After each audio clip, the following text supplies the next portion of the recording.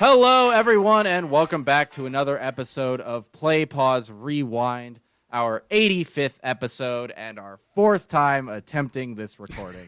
We are a week late because we had some technical difficulties, and I got tired.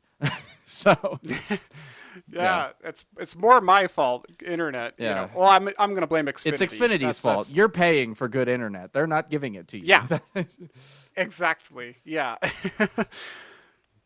Yeah. But how have you been doing in the meantime between our episodes? Oh, tired and busy. We both filmed our rewind for the Star Wars prequel trilogy, which you all can look forward to releasing on May the 4th on our second channel, Play, Pause, Rewind videos. And other than that, just working and, seeing some movies and watching some shows, which we'll talk about later on in the show. How about you? How have you been the last couple weeks? I feel like it's just been nonstop bullshit. But it's been also good. You know, we just had our nice 420 celebration here in Denver.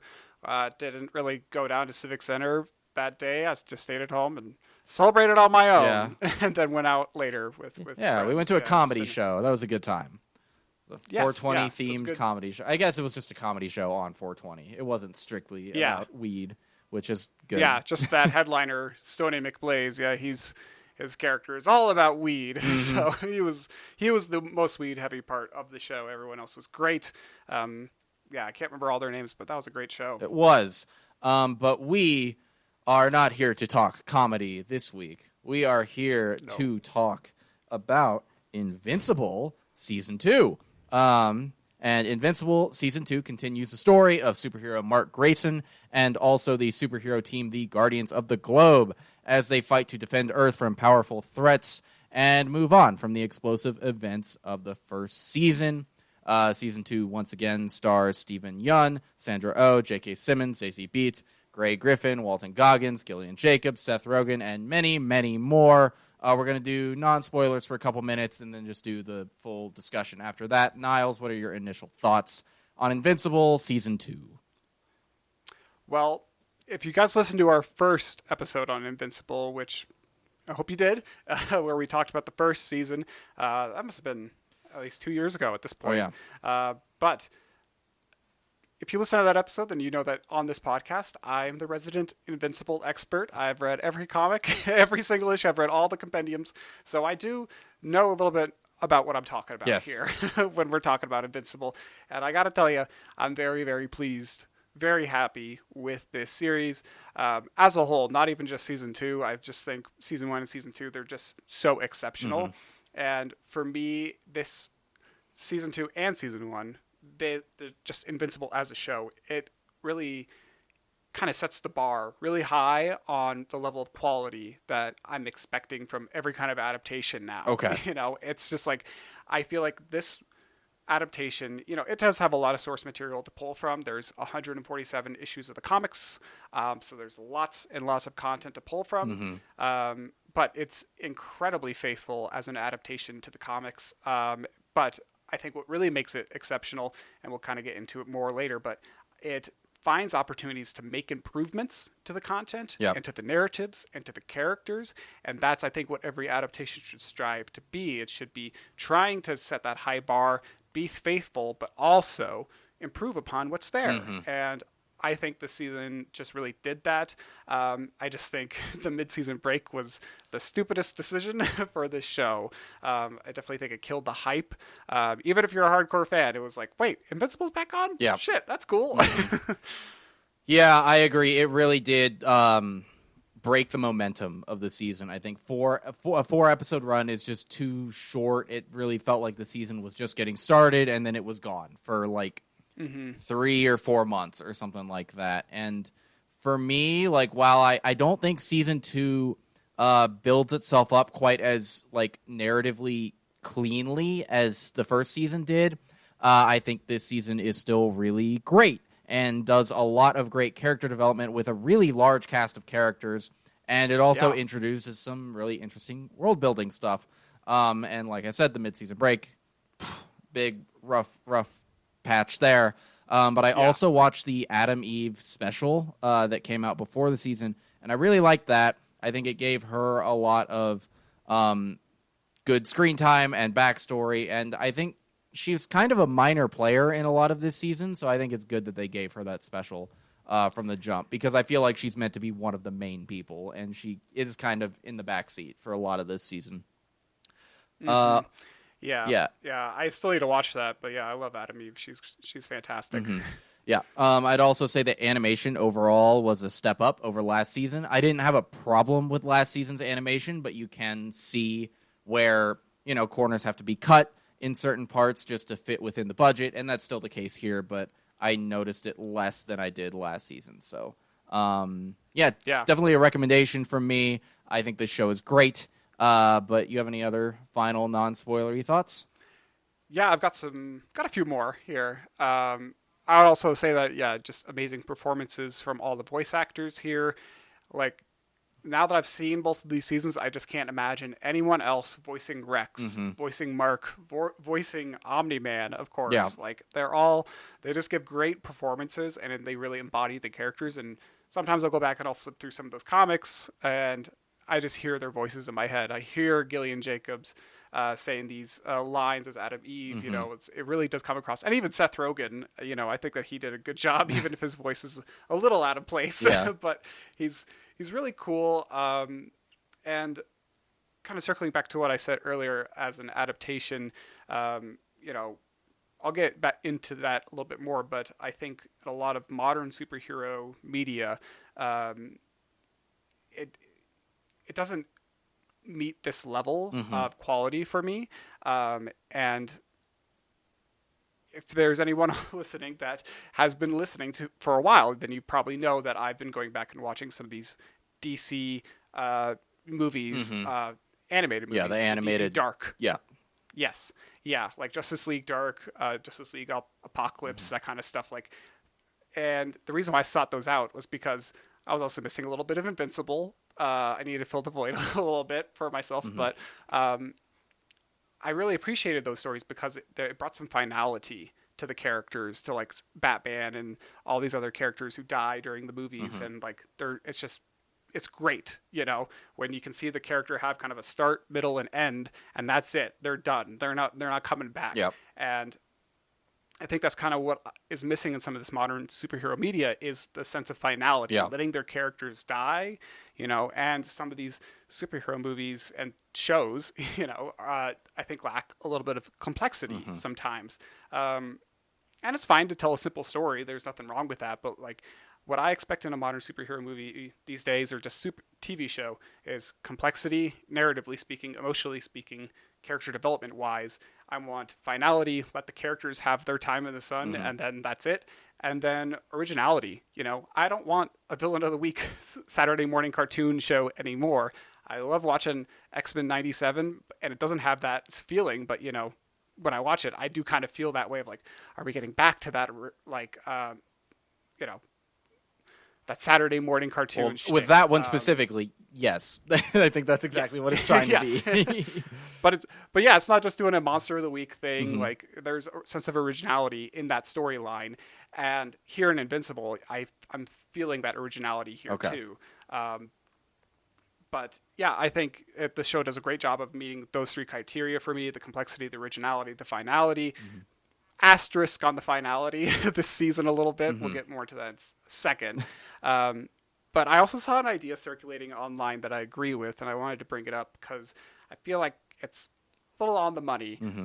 It said that season 2, I can't remember where I saw it, but it said that season 2 was there. It was created to build up these side characters and give them a lot more screen time. Like Rex and some of the Guardians of the Globe and Alan and other people, and there's some great world building too, but it's also just, I think, preparing us for the devastation that's going to come in the next season. And that's all I'll say on that. All right. Well, with that, you want to jump into spoilers? Yes. All right. Let's do it. Okay.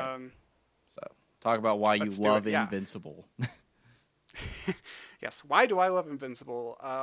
Like I said, I think it's incredibly faithful to the comic series. You know, you and I, we just came off of our last episode on this podcast was Halo, which is another adaptation. And, you know, it's not an apples to apples comparison here. Invincible is a comic series with 147 issues.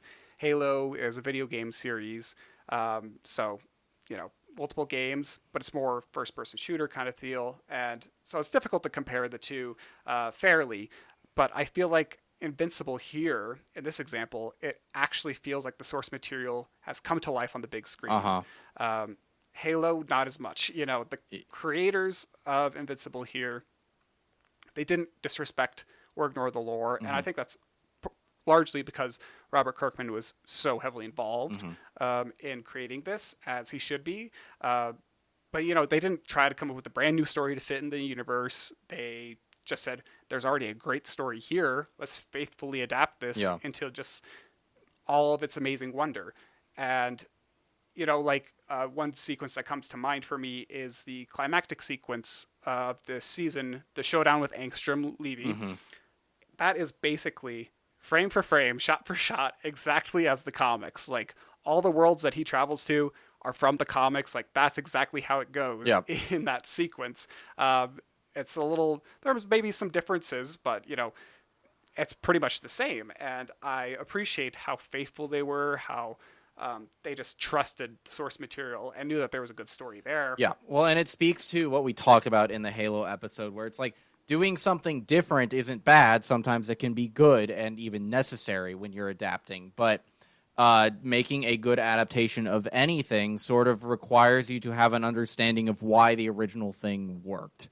And then like be able to translate it across media based on that knowledge, right? And where this succeeds and the Halo show fails, it's like it's not just because this is more faithful, even though from what you've said it is. It's because the people making it understand what they're adapting. They've done their homework and they know. Yes. And they understand too that like there are things that need to be changed and updated. And it seems like Robert Kirkman, being the author of the comic book, actually has a really unique role here because he is participating in an adaptation of something he made like 15, 20 years ago. So he's a different person now. And that makes this adaptation interesting as well, when it's the original person who is just a different human than they were when they first wrote it. Yeah, right. Like, he's learned things, everyone's learned things, and society's changed. You know, it's not the same world that it was back when Invincible first started coming out. And yeah, you're right. You hit it around the head there too. Like, this show, they refined and improved some of these stories. Like, they knew when to tweak the content, to remove some things, and improve the narrative. And two examples come to mind. Donald's subplot. In season 2, he gets nothing in the comics, and we'll talk a little bit more about him later too. But he gets nothing, and this season he gets a whole arc, and I think that's wonderful. And then the Kingdom of Atlantis, I think that's what they're called, if I remember right down there, the Atlanteans. So in the comics, Mark, yes, he is supposed to go marry their queen because because Omni-Man killed their leader. It's such a weird system. Yes. But he has to go do this, and he gets into this confusing situation where he has to, like, lose a fight to another Atlantean so he can abdicate the throne, and, like, there was, like, some implication that Mark may have had to, if he didn't go through with that, he was going to have to, like, actually marry the queen and, like, have sex with her and stuff, and it's like, that's gross and weird, and it feels cliche and antiquated today.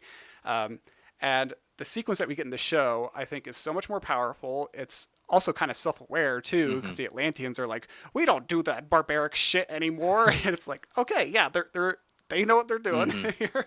They're kind of a little on the nose, but I think it's also a great sequence, too, when Mark's fighting this big underwater monster. It's because it escalates some tension between him and Cecil.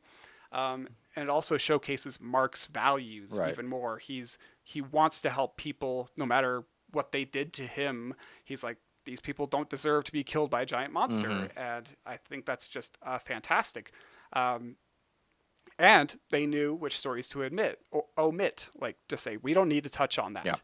And I got the number wrong earlier. I have it in my notes here, but 144 issues of Invincible, not 47. Okay. But there's so many. There's so many comics, and each one has so much detail. Mm-hmm. And we're not even out of the first compendium at this point in the TV series. Yeah. Like there's 3 compendiums, and there's a lot to get through. Mm-hmm. But they made some great creative choices of like, well, we can move this story up a little bit. We can, kind of parallel that with this one. Right. Like Robot's whole story from the first season of him getting his body, that doesn't happen for a while. Like he's Robot Interesting. for a while.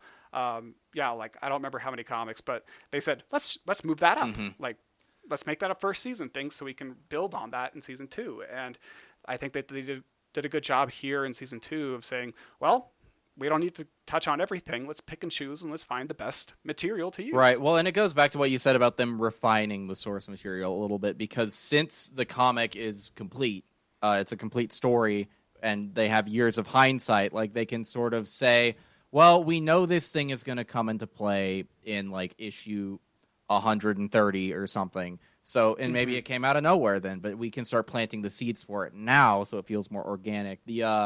The showrunner for the live-action One Piece adaptation was actually talking about this, where because the manga is so far along now, he was like reading it and he got the idea. It's like, oh wait, we should put a prop that looks like this thing in season 2 of our show, so that if we get to adapt this point, we've planted the seed, and it's a setup for a payoff. Like that the anime adaptation didn't have the benefit of doing because it was constantly catching up to the manga and having to do filler stuff like that. So it's just really interesting, that dynamic in adaptation. But I wanted to talk about Mark and Amber.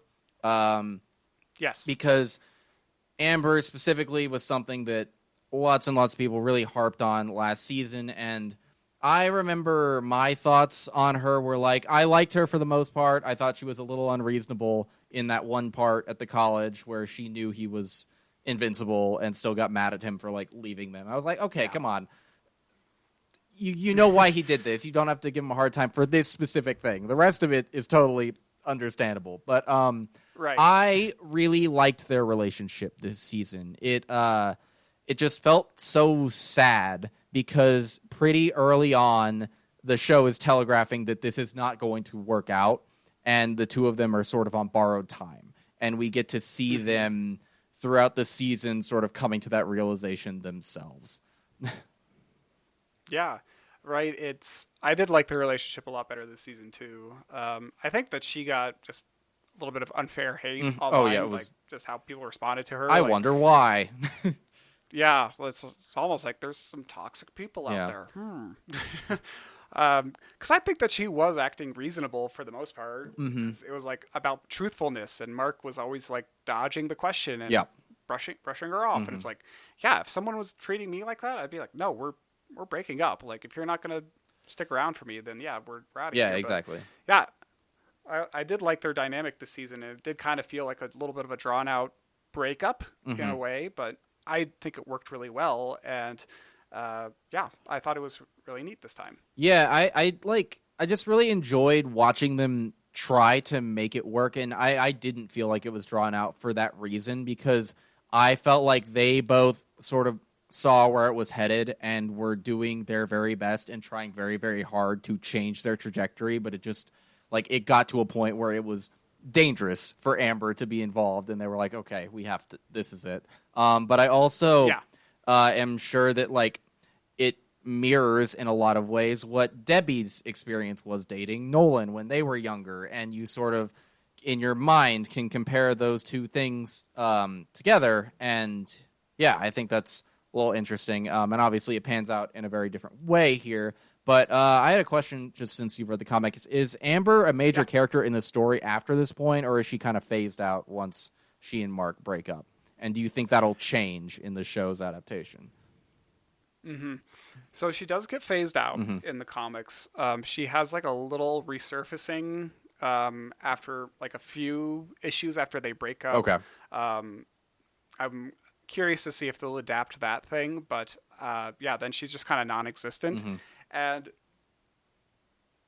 I think it works in the comics, but I really hope in the show they don't do that, because they've already given her so much screen time, and like you have William on campus with Rick, Yep. and they're still going to college, and so I'm sure that he's going to still be in the story. So it would be weird if they're just like, yeah, let's just go see what William's up to and not reference Amber at all. Right. Like I hope that they find a way to integrate her into the plot. I don't know how, Yeah. but I hope that they give her. They don't just say, okay, she's gone. Yeah, I agree. I hope she sticks around in some capacity. It's nice to have the perspective of normal people in superhero stories, and in this show, more than a lot of superhero media, like the majority of our characters are the superheroes. So I think maintaining that perspective of just the normal people is kind of important. And speaking of normal people, let's talk about Debbie a little bit, Mark's mom. Debbie. She's one of my favorite characters from this season, and I think it's a lot about what we were just mentioning is that, she is the spouse of a superhero, and we haven't really seen someone on screen grapple with this reality before of you're married to Superman for 20 years and he's like a god. Yeah. He's saved the world so many times, and then all of a sudden your life is completely changed. He goes off and commits genocide. Yeah, he refers to you as a pet. Yeah, like you get a glimpse into his perspective, and it's humiliating and dehumanizing, and it just hurts you and crumbles you. And she, I think, is one of the great examples of how they improved her in the adaptation here too. Okay. Because in the comics, she does kind of have this very similar spiral into alcoholism after Nolan leaves, and she's like that for a very long time. She doesn't get much to do in the comics as well, besides just like raise Oliver, and is there for the kid and is there to just kind of do laundry and a date like a little bit. And so she doesn't get a lot of I think sufficient story in the comics, and so I'm so glad that we get to see how she's grappling with this pain in this show and how she processes that. Yes, I thought it was really refreshing to get this perspective, like the spouse of a superhero or supervillain, I guess, depending on how you want to look at it, and like the loss and betrayal that will come with that. Like, it really broke my heart to like watch her go to that sort of AA group for superheroes and like basically get kicked out when they learned that Omni-Man was her husband, because it's like her pain is just as valid as theirs, but her pain also cannot coexist with theirs because, her husband killed everyone that they love. So it's like, it's like it seems harsh that the guy kicks her out of the group, but also you kind of understand where he's coming from. It's like, I can't be reminded of the guy who killed my wife or whatever every time I'm in this support group about my wife being killed. Like, it's not going to work. Yeah, I get it. It'll be kind of weird if you're going to an AA group and one of the other people in the group is, already, or they had something to do with, this terrible event that happened in your life. They're like the drunk driver that killed your mom or something. It's like, like that would be so hard to deal with. And it's devastating to see just how, she's traumatized just like everybody else. Yeah. And she's trying to grapple with it and, come to terms with her own personality and who she is now that Nolan's not in her life. And you can see how lonely she is and just isolated and devastated she is. And continuing on the thread of characters, talk about one of the season's main villains, Angstrom Levi. I think this character is the one that suffers the most from the mid-season break, and I wish we had gotten a bit more of him in the back half leading up to the finale, because I kind of forgot who he was for a little bit. Like, we got those little post-credit scenes of him walking through portals, and I'm like, I could have rewatched the first half of the season. I didn't have time, but I was like, I know that I vaguely remember this guy from something, but I don't remember what his deal is or why he's mad at Mark. But Yeah, but like I do love the idea of this character, and I think Sterling K. Brown brought a lot to the performance, but I would be lying to you if I said I fully remembered what his whole deal was by the time he takes Debbie and Oliver hostage. Yeah. Yeah, that's fair. I mean, you know, all the stuff that happens with him is in the first episode, and then it's just like, okay, other adventures now, and then full circle, here he comes back. So I don't blame you for forgetting. I kind of forgot a little bit too. I just in the it is a little confusing too of like why he's so out to get this version of Invincible, and it is because he like stopped the process when he was doing the conversion, getting all the memories, all the knowledge from all of his alternate selves. And he was so well intentioned, I think, with that, because he was like, I can cure cancer if I can just get this knowledge from the other worlds. Like, I can solve so many problems, and it's noble in a way. Yeah. But I think what happens is that, you know, everything being shoved into his mind at the same time, it's just like, it's so much. And then he misremembers. He gets confused, and he's like, I don't remember what happened, but I know that I hate Invincible. And yeah, it's a little confusing. Yeah, sure. and I do like Debbie's sort of diagnosis of his situation, where she's like, you're just angry because in every other universe, Mark is the bad guy and you're the good one. And this is the only one where it's flipped, and that makes you angry. I think that was interesting. I don't know, but I'd like to rewatch the season and see how much of that there is and how much is just his brain is fried because he absorbed like infinite versions of himself into the one brain. And it's like Mark accidentally breaks his machine, right? Like he's not trying to. Well, he doesn't even break it, really. Like he comes in and he gets into the big fight with like 8 Mahler twins at the same time. Okay. You know? Yeah. And they're beating him to death. Like they're about to kill him. Okay. And then Angstrom Levy's like, no, I'm not going to let my empire be built on blood. And he takes the helmet off, and it stops the process, and everything blows up. Oh, okay. And then he becomes horribly disfigured as a result. And all the Mahler twins, but one die. Speaking of the Mahler twins, I love because there's the running joke of like they're always arguing about which one is the clone and which one is real, and I love the one of them like keeps a robot hand going through the process and is like, I got it this time, I'm the original, and then the other clone like kills him and just repeats the process. Yeah. It's like we need the dynamic. Yeah, we need the status quo to be maintained. Otherwise, yeah. I just thought that was. But they're not really in the back half at all either, are they? Do they? I guess they're gone. Yeah. Okay. I'm assuming they come back. They seem like a character that will recur throughout. They come back like all the characters that we've really met this so far throughout all these seasons. Like, you know, Machine Head's gonna come back. Battle Beast is gonna come back at some point. Okay. Like, all these kind of bigger characters, like that rock guy. I know that we got like the Doc Seismic guy again this season, and that guy's fine. I guess he's so silly. Well, I love the concept too of the Lizard League, like these C-list villains, and then a new leader comes in. He's like, I'm gonna make us awesome. Like we're gonna take down the most powerful superheroes now. And then like when Rex and them are fighting them, it's like, aren't these guys supposed to suck? What is happening here? Yeah, right.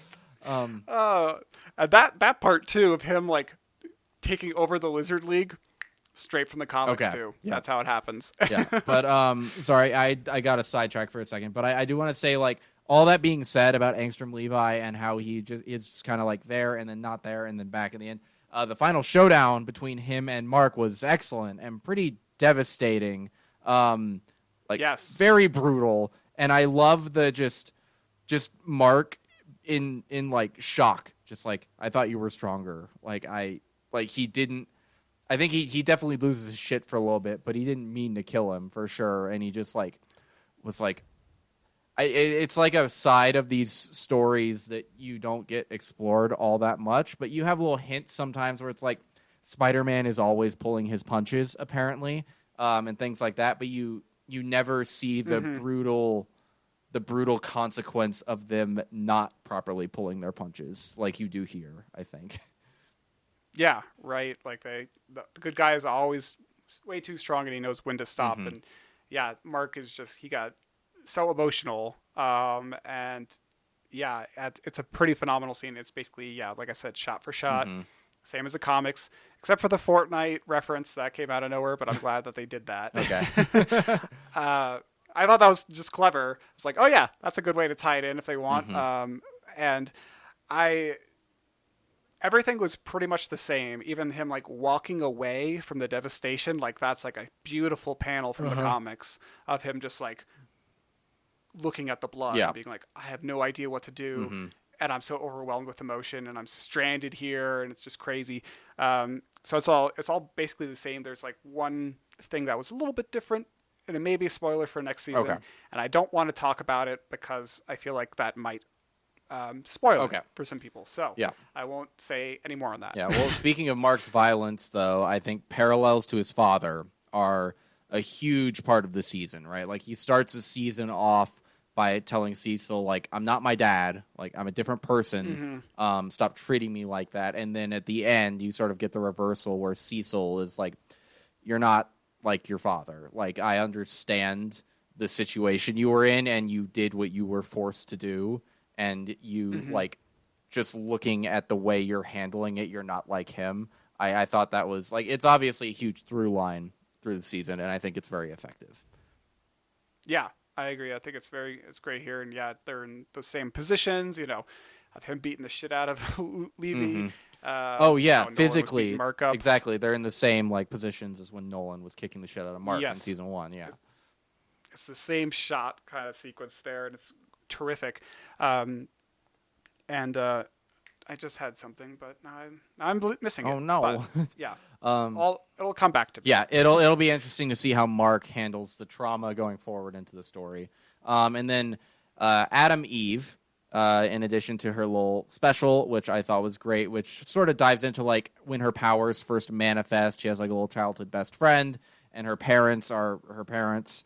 And then like I forget some of the details, but like it's sad. But it's like she's little in most of it. Like it's an origin story, but I think it was really good, and she had a lot of great growth here as well. Like trying to find her own way to be a hero and do her own thing.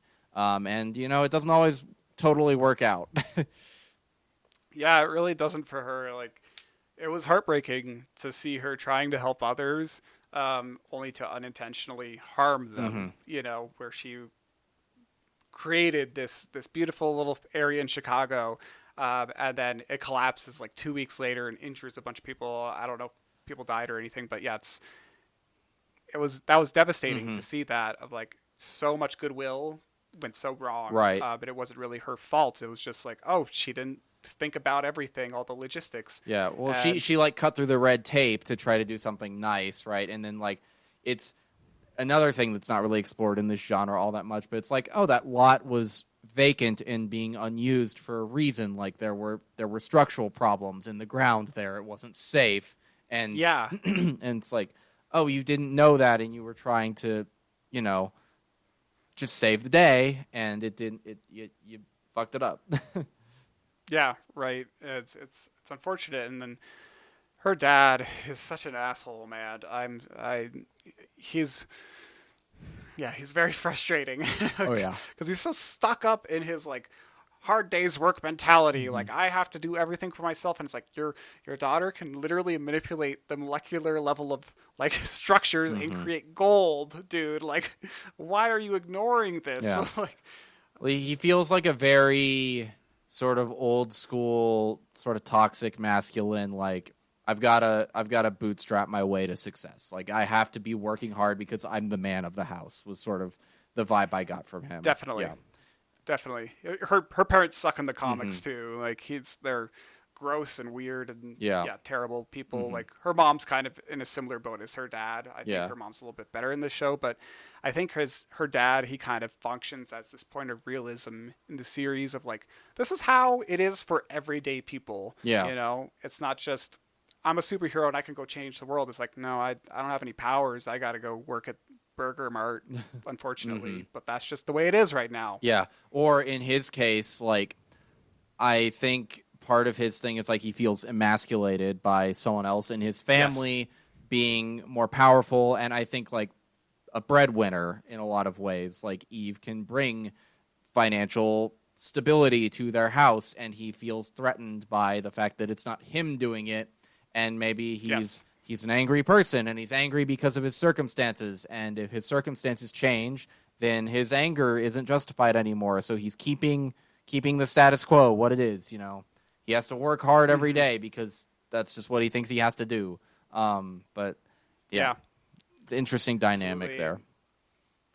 Yeah, it is. I don't like him, but I hope that he's still in there just to be that counterweight to her in some ways and just provide some realism to the series. But Eve, she's a great example, or another great example of a character that's given more to do from the comics and more growth when you compare it to the source material. Her in the comics, she does a lot of similar real world changes where she goes through and she like makes all these like empty fields of farmers like just prosperous. She does all these good things. Like in the comics, it's kind of weird. She goes off to Africa, and she helps Africa. That's her whole kind of shtick for a bit. Like her little bungalow that she makes it in Africa. Okay, that's where she's at. And she's like bringing prosperity to those people, and it's like none of those the things that she does has any consequences in the comics. And I'm glad the show paused to kind of consider that a little bit more of like, well, all the intentions are great, but like, let's dig a little bit deeper. Let's think about that a little bit more. And, in the comics too, I think she's kind of there. She is kind of the Scarlet Witch, equivalent. Yeah, I guess so. Yeah. And I think in the comics, she kind of has a lot more, they lean more into the sex appeal angle, the fan service a little bit. And I'm glad the show gives her more agency. It's not just like, oh, look, it's a hot superhero. It's like, she's actually a person with thoughts and emotions and ambitions. Yeah, cool. Yeah, and like I said earlier, I really like her character, though, and I hope we get to see more of her going forward because I felt like she was more in the background this season, even though the special did help with that. But the characters that really got a lot of love this season were the Guardians of the Globe. I like the dynamic of the immortal, the last remaining original Guardian, like being sort of the drill sergeant mentor to all of them. I think that's kind of fun. I still don't entirely understand how he survived his fight with Nolan, but whatever. I guess he just does because he's the immortal. That you just gotta go with it, I guess. I don't know either. It's weird. But I really loved seeing these guys get fleshed out, and Rex especially was a highlight. I found him kind of annoying in the first season, but he gets a lot of really nice moments this time around, and he's got a lot more going on under the surface than his introduction would imply, I think. Yeah, he's fantastic even in the comics too. Yeah, he starts off like an asshole. He cheats on Eve. But then he really grows, and he's a really good one. I really like him, and I can't remember the voice actor's name, but he does such a fantastic job voicing Rex. He's exceptional, very emotive. Yeah, absolutely. And the Guardians, I knew that these deaths were coming with the Lizard League, the attack there. I knew that it was going to be Rex, Duplicate, and Shrinking Ray that were going to come in and have to fight the Lizard League. And the comics, Duplicate's death fake out is basically the same. I can't remember exactly how she dies, but she dies there. But then it's revealed later on that she reserved a copy of herself, the original, somewhere, and that's great. But Shrinking Ray in the comics, he gets fucking chomped and never mentioned again. It's like they just breeze through his death really quickly. Is Shrinking Ray a guy? Or a guy in the comic and a girl in the show? Yep. Oh, okay. Yep. Okay. Cool. Oh, go ahead. I mean, I was surprised that they didn't really kill Shrinking Ray off, because I thought that was a fantastic death, in my opinion, to just get chomped like that. Like, wow, I can't believe that didn't happen sooner. Yeah.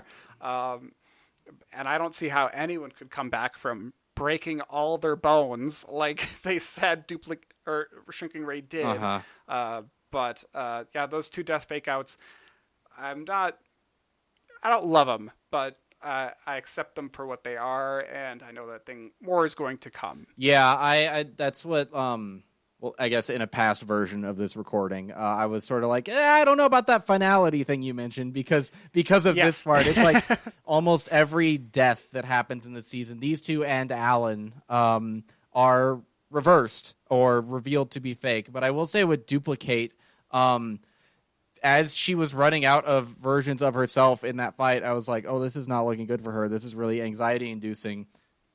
If I were her, I would always leave one at home. Like, that's what I was thinking. It's like, make sure you always have one of yourself just in case. And she did. So good on her.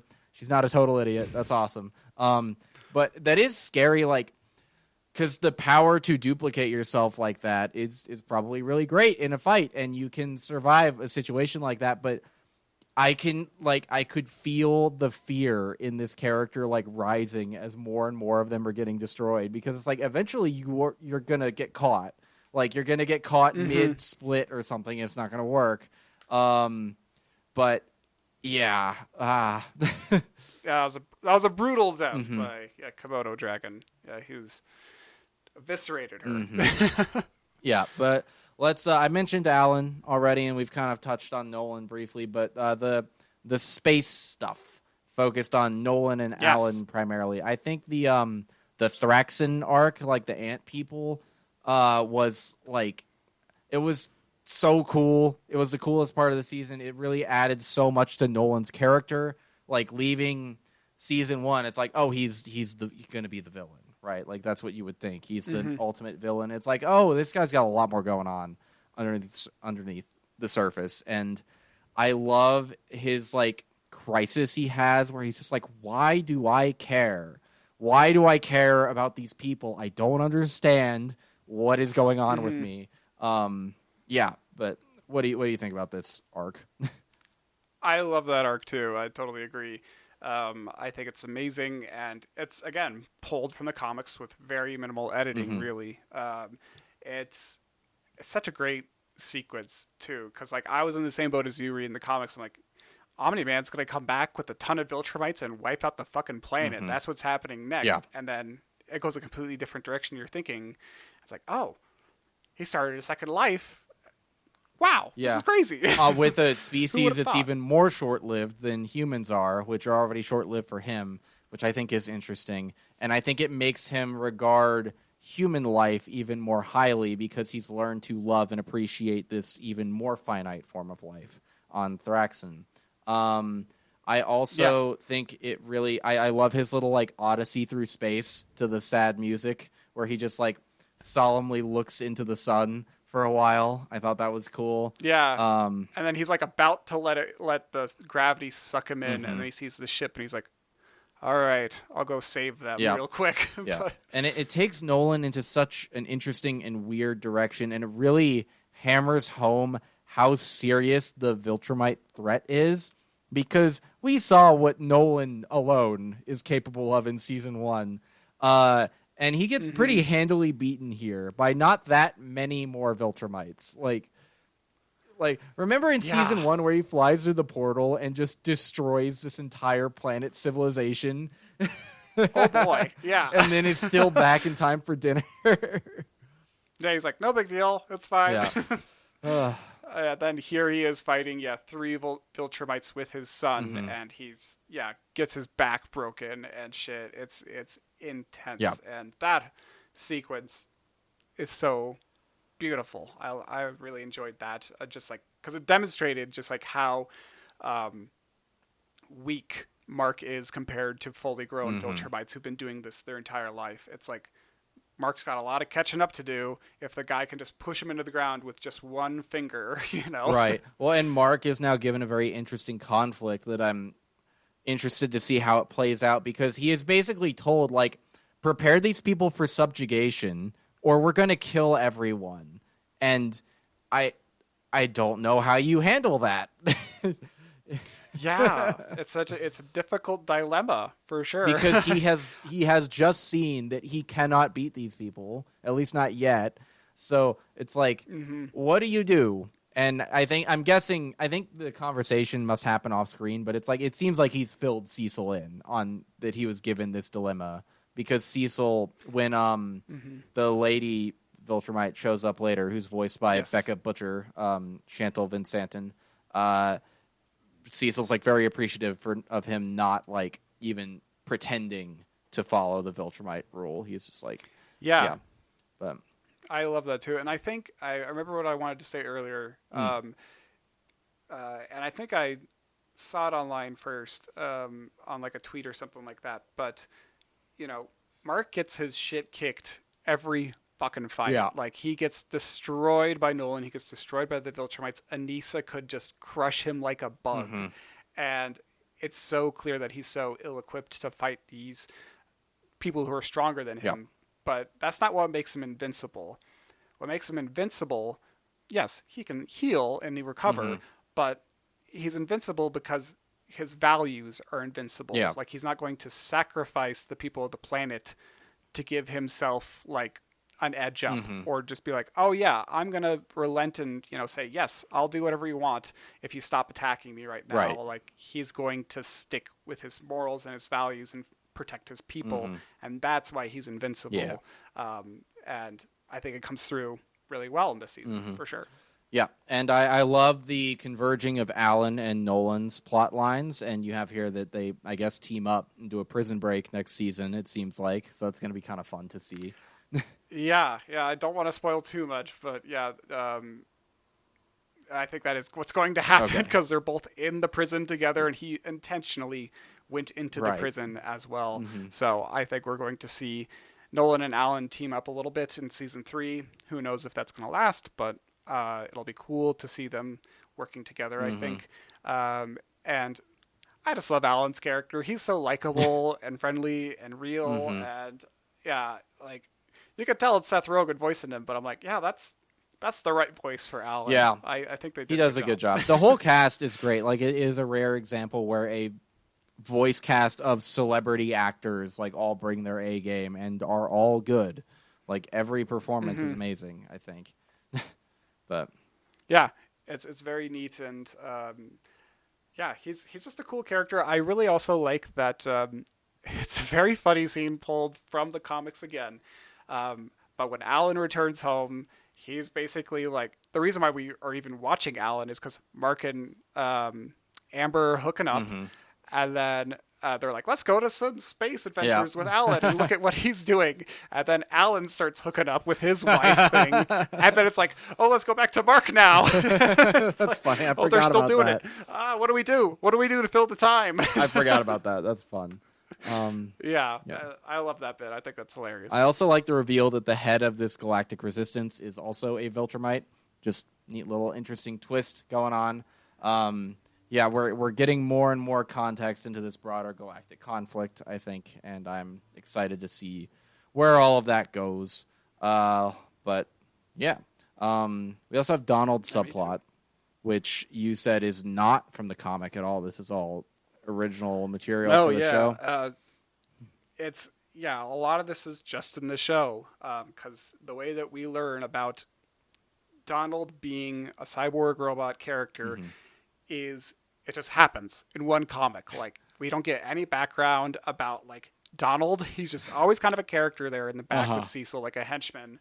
And then all of a sudden one time they're like, all hands on deck, everybody going in the field, even you, Donald.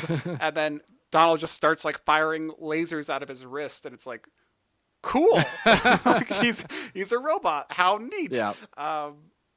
But I think it's very deserved for him to get this arc this season, especially how he met his end last season. It was very heavily implied that it was like, that's it. Donald's dead. He's gone. Right. When he blew up that house. And then he comes back and you're like, okay, we're getting more. What? Tell me more. Yeah, it's like, how are you alive? And I love how existential it is, and I love the idea of that he's died a lot of times, and it was his request that all the memories be erased because it would he thought it would like break him or make him less effective or something. Very interesting character. Yeah, I'm glad that we got the subplot because I feel like trauma and grief, they're big themes in this season. We see so many characters grappling with this: Mark, Debbie, and then Donald here too. But then you also see Rick, the guy who was like experimented on by the whatever that evil fucking scientist who character works guy. with Cecil now.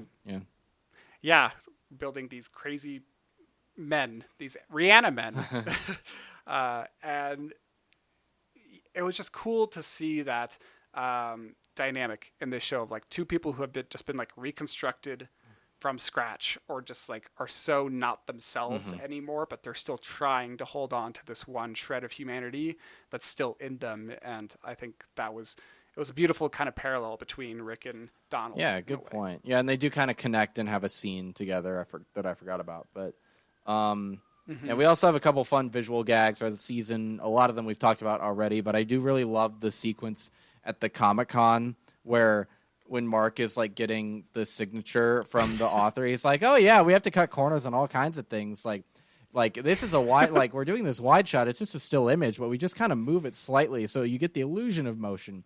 Ever notice how sometimes when we're talking, it's the back of someone's head, or they're reading a book so you can't see their mouth? It's so funny. They cover up their mouth. No way, I didn't notice that. Oh, I love that. It's like it's such a gag from the comics too. Like he's like it's like 6 panels or something like that where he's like, "Do you think it's kind of lazy when you just like have multiple panels in a row where nothing's happening?" And then that happens, and the author's like, "No, not really." Yeah, and then it's a good technique. And then also it's like, and sometimes you get a lot more budget and the artists go really wild, and then it's like, but then sometimes they go too far and it looks like a totally different character, and then the drawings. Yeah. Oh, it's so on the nose. It's great. It's well done. And then they were talking about like, oh yeah, Seance Dog. When is the next season of Seance Dog coming out? And it's like, when's the next season of Invincible coming out? Yeah, but yeah, you mentioned the cutting between the sex scenes. That was funny. But he also, in Mark's multiverse struggle, he does come across Agent Spider and Batman, which was genuinely funny, I think. I wasn't expecting that. I loved those. Those were so great. And it's such a clever way of them to get around like copyright too, of like Agent Spider, like Professor Ock, like like just barely working around it. And I just love that. They're very creative here. And I like I already mentioned the Fortnite reference. He comes back through the portal with the Fortnite rifle, and it's like, all right, cool, whatever. That's a neat little nod. Yes. And I like the videos that it's generating online. I like people like splicing between the show. Oh. Like it'll be like Mark getting kicked through a portal, and then he's like goes into Fortnite and he does a stupid little dance, then he runs back into the portal. That's fun. Yeah, I guess they added Invincible characters to Fortnite, so it was just a little collab they did, I suppose. Yeah. Yeah, it was just a little nod. But yeah, final thoughts on Invincible Season 2. For me, I would say it's an excellent continuation on the first season. They need to not split seasons up in half like this anymore, though, and I think they've acknowledged that this was a mistake and don't intend to do it again. But I really don't have anything negative to say about Season 2. Also, we didn't mention him, but I love Walton Goggins as Cecil. I think Cecil is such an interesting character. But yeah, any final thoughts on Invincible? This is the level of quality. Bless you. Thank you. Level of quality that we're expecting. Take notes, Hollywood. I don't know. I love it. Invincible is just so fun, and I can't wait to see where it goes next. And yes, I need to watch the Adam Eve special doing that very soon. Yeah. Well, with that, let's transition over into some other stuff and wrap up the show. Niles, what have you been watching, reading, listening, playing to, or whatever? Words. Words are hard. So we already mentioned it a little bit, but X-Men 97, and watching that on Disney Plus, and I'm liking it a lot. It's a cool show, and I was never really into the X-Men cartoons. I liked the movies when they were coming out, and I think that was kind of my first introduction to them. So I'm glad I'm watching it. It's very cool, and it feels retro in a lot of ways too. I also picked up Schitt's Creek. I might have mentioned it on the show before, but it's kind of one of those like, sitcoms that I just really haven't sunk my teeth all the way into. I've been kind of nibbling at the edges for a long time, and I'm finally like getting more into it, and it's very heartwarming, very funny. You just kind of, I think for me, I just needed to get over that hill of the first season, and then it gets a lot better, I think. Okay. We tried to watch The Lobster. With Have you Colin seen Lobster? Farrell? No, but that's Yeah. it's the same guy who made Poor Things, right? Yorgos Yep. Lathimogos or something. I think so. Yeah, I think that's his name. But yeah, it's the same director. And it's been on my list for a long time because I knew it was a good movie. And we tried to watch it, and I couldn't finish it. I just couldn't finish it. It was just it's a dark comedy. Yeah. And I usually like dark comedies. I think this one just all of a sudden took a right turn that I didn't like. Okay. And I didn't like really any of the characters. So I said, you know what? Let's watch something more joyful instead. Let's watch Schitt's Creek. Yeah. Well, I mean, that happens. Like, not everything is going to click for everyone. But have you watched Poor Things yet? No, I still need to. I'd be curious to know what you think about that one. Yeah. I want to watch it. It's definitely on my list. And then I've been to 2 live shows recently, both for drag race. Oh, and I also watched the end of season 16 of RuPaul's Drag Race. Great finale. Didn't expect that queen to win, but she definitely deserved it. Nymphia Wind.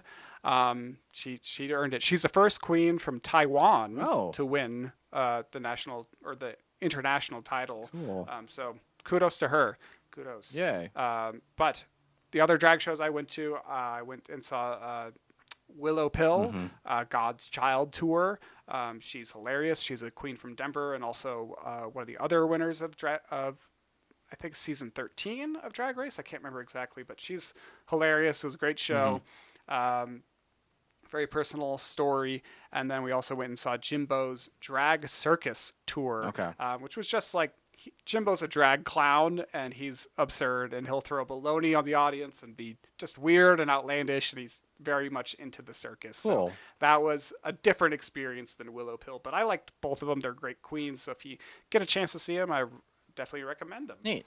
So for me, I've been continuing to read the Cryptonomicon, powering on through, and also in preparation for our rewind video that we filmed yesterday, I watched Attack of the Clones and Revenge of the Sith. Right. I will save thoughts on those for that video because don't want to make it redundant.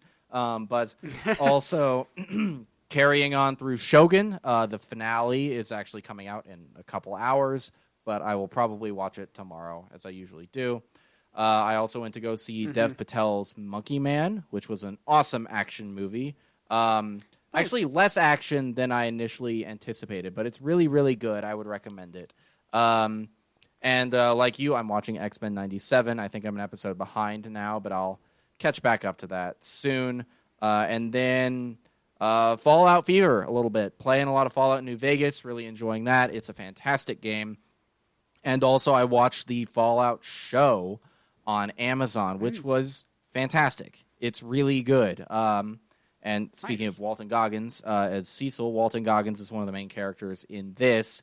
And everyone's really good in it, but his character is especially interesting, I think. Cool. Yeah, I would really, really recommend watching the Fallout show. It's really fun. And then last night I went to see Alex Garland's Civil War, which I was very interested to see how I would feel about that movie, and I think I like it. The politics of it are less present than I would have found interesting, I think. I think diving into like who all these factions are and what they believe and what they're really fighting for would have been interesting, but the movie's not about that. The movie is about war journalism. And I honestly felt some parallels to The Hurt Locker with how the characters it's like for them it's a drug, and in the same way that Jeremy Renner's character in The Hurt Locker was kind of addicted to war. That was my kind of takeaway, and I thought it was very interesting. Of the 3 Garland movies I have seen, Ex Machina, Annihilation, and this, I think this is my least favorite, but it has less to do with this movie and more just to do with how good those other 2 are. Like, Ex Machina and Annihilation are incredible films, and this one is a really good film. So that's kind of where I land on it. Nice. But it did really paint a picture of how unpleasant it would be if America fell into a civil war. So I think it does a really good job of that atmosphere, and also saying like, hey, there's nothing glamorous about this. This shit sucks. Don't wish for it. But yeah, it'll be way too messy. yeah. But that's all we got this time. We'll be back 2 weeks from now with another episode, and we're doing Challengers, I think. The Zendaya tennis movie. That should be fun. Yeah. But yeah, and we have Rewind coming out on May the 4th. So look out for that on the second channel. We'll post it on all of our socials. But until then, Niles, where can people find you online? On Instagram at Niles Got No Styles. What about you, Dylan? Where can people follow you online? On Instagram at DylanD1026. On Twitter at D-Day Movies. On YouTube at D-Day Movies. On Twitch at D-Day_movies. And you can find both of us here at Play, Pause, Rewind on YouTube and your podcast platform of choice, as well as our second channel, Play, Pause, Rewind Videos, and our TikTok, Play, Pause, Rewind_podcast. That's what it's called. But yeah, until next time, thank you all so much for watching and listening. Appreciate the patience on us being a week late. Like and subscribe, share with your friends. We'll see you next time. Goodbye. Bye.